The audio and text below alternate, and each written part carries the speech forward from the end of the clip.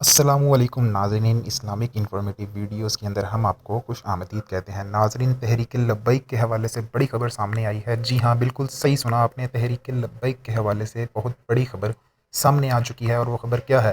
یہ خبر نہ تو آپ کو پاکستان کے نیشنل میڈیاز پہ نظر آنے کی ملے گی، اور نہ ہی الیکٹرانک میڈیا آپ کو کبھی یہ خبر دے گا۔ جی ہاں، بالکل آپ نے صحیح سنا ہے، لاہور کے علاقہ سے یہ خبر آئی ہے تحریک لبیک کے حوالے سے۔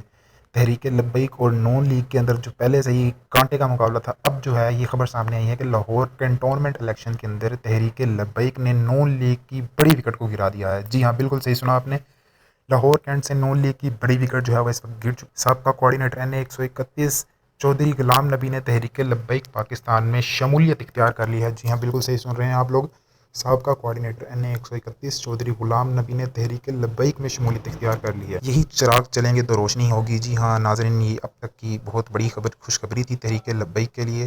تحریک لبیک کے لیے یہ بہت بڑی خوشخبری سامنے آئے گی، اور یہ جو بات ہے وہ ان کو لاہور کے کنٹونمنٹ الیکشنز کے اندر بھی جو ہے وہ بڑی فائدہ پہنچا سکتی ہے۔